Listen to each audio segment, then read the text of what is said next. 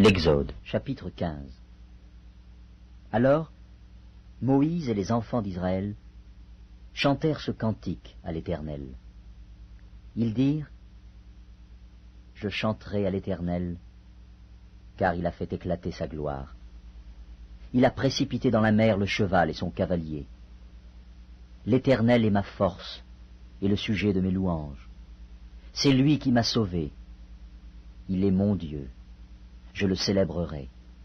Il est le Dieu de mon Père, je l'exalterai. L'Éternel est un vaillant guerrier. L'Éternel est son nom. Il a lancé dans la mer les chars de Pharaon et son armée. Ses combattants d'élite ont été engloutis dans la mer Rouge. Les flots les ont couverts. Ils sont descendus au fond des eaux comme une pierre. Ta droite, ô Éternel, a signalé sa force. Ta droite, ô Éternel, a écrasé l'ennemi.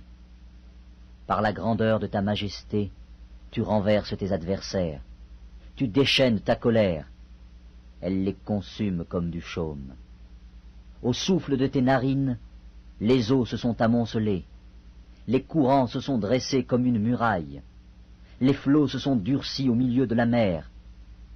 L'ennemi disait : Je poursuivrai, j'atteindrai, je partagerai le butin.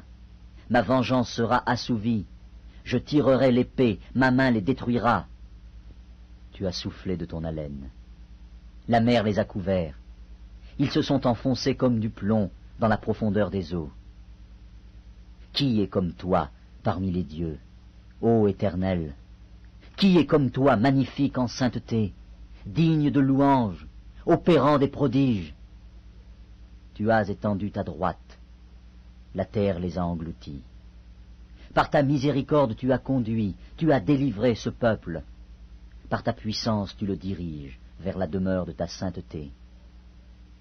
Les peuples l'apprennent, et ils tremblent. La terreur s'empare des Philistins. Les chefs d'Édom s'épouvantent. Un tremblement saisit les guerriers de Moab. Tous les habitants de Canaan tombent en défaillance. La crainte et la frayeur les surprendront. Par la grandeur de ton bras, ils deviendront muets comme une pierre, jusqu'à ce que ton peuple soit passé, ô Éternel, jusqu'à ce qu'il soit passé, le peuple que tu as acquis. Tu les amèneras, et tu les établiras sur la montagne de ton héritage, au lieu que tu as préparé pour ta demeure, ô Éternel, au sanctuaire, Seigneur, que tes mains ont fondé. L'Éternel régnera éternellement et à toujours. Car les chevaux de Pharaon, ses chars et ses cavaliers sont entrés dans la mer, et l'Éternel a ramené sur eux les eaux de la mer. Mais les enfants d'Israël ont marché à sec au milieu de la mer. Marie, la prophétesse, sœur d'Aaron, prit à sa main un tambourin, et toutes les femmes vinrent après elle, avec des tambourins et en dansant. Marie répondait aux enfants d'Israël : Chantez à l'Éternel, car il a fait éclater sa gloire. Il a précipité dans la mer le cheval et son cavalier. Le peuple d'Israël dans le désert. Moïse fit partir Israël de la mer Rouge. Ils prirent la direction du désert de Shur, et, après 3 journées de marche dans le désert, ils ne trouvèrent point d'eau. Ils arrivèrent à Mara, mais ils ne purent pas boire l'eau de Mara, parce qu'elle était amère.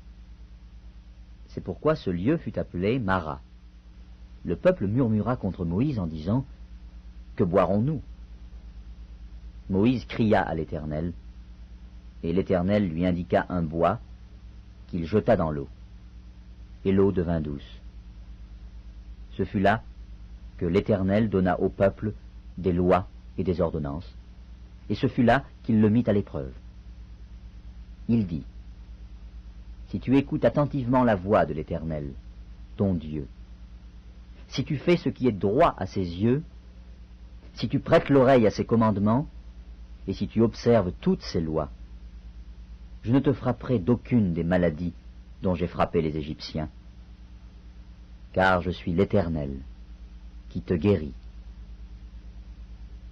Ils arrivèrent à Élim, où il y avait 12 sources d'eau et 70 palmiers.